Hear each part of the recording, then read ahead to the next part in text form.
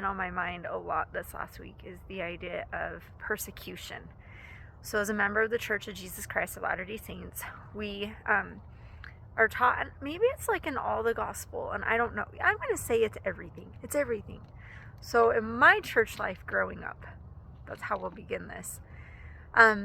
We've been taught at different times and in different ways that in these days, the winding up days to the Savior coming again, that the saints would be persecuted, that his followers, his disciples, the saints would be persecuted. So in our church history, if you're familiar with it, we had the pioneers that trekked across the country from like the Midwest to Utah, right? That's how we got our state. And these pioneers came because they were constantly being persecuted. They were being attacked by mobs. Their homes were being burned down. They were being killed. They were being hated upon. At one point, the U.S. government's like coming after them. I mean, it was ridiculous, all because they wanted religious freedom, which is something our country was founded upon. And so there's a whole thing there. But the point was, the saints were persecuted, and they came to Utah. They created Utah. They made Utah. So growing up as a kid, every time I heard the word persecuted, I thought, that's what will happen to me. These people are going to hate me because of my faith or because of what I believe. As I got older and I began to read more of the New Testament, and I learned what like Jesus's apostles and disciples went through at that time, especially after he passed away, after he was killed, died. I thought again, wow, persecution is going to be horrible. How am I going to do this? I truly thought there were going to be angry people at my door. I was going to be getting hate mail. I was going to be getting, like, I don't know what, but it would be scary because that's what persecution has been taught to me, kind of, right? I've learned this week that I was wrong. I think there's so many aspects to persecution and different levels, as there is with everything. This week, my thinking's been more around when you are just trying your best just to be like Christ. And we fail at times and we screw up at times, but we are just trying every day to make the choices he would make, to do the things that he would do, to be kind, to be loving, to be open, to have charity, to live a life of integrity, to just always make the right decision, the right choice. Even if that choice is the hardest choice. Wasn't it President Monson that said, always choose the harder right than the easier wrong? When we are trying to do that, I don't think we get mobs attacking us.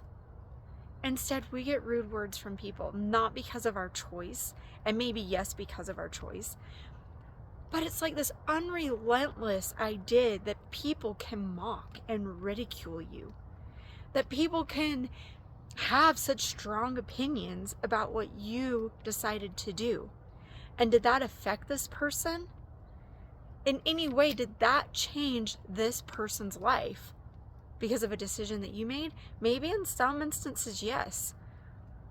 I, for example, this past week, I made a choice that was really hard. Financially, it's kind of going to suck for a few months. But it was the right choice, and I knew it was the right choice right down to my very core. And yet I've had people jump in and say things to me that are rude. I don't expect them to agree with what I did, but I expect them to support that I made that decision for me. And I get to carry that bill, and I get to carry that burden, but I made that decision. I made it. And I didn't make it lightly. It was made with a lot of prayer. It was made with a lot of pondering and thinking and going through the pros and cons and what do I do and what would he do?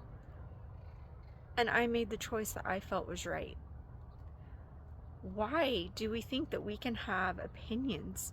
And especially when someone is trying their hardest to live a life that could only, in the smallest amount, emulate the Savior. Why then do we have to have an opinion about that? Because you know how hard it is for that person to not have an opinion about you? It's difficult. Persecution. And I think that word, I think if you looked up synonyms of that word, I think we would begin to see it's everywhere around us. It doesn't just come with the fiery pitchforks and sorry, my nose has an itch. It doesn't come with bullets flying at our heads and mob beatings and homes being burned down. And no, persecution comes in words. It comes in the silent treatment. It comes in stonewalling others. It comes in choosing to treat someone different because they're simply different than you. I just don't think that that's okay. I don't think it's okay for anyone.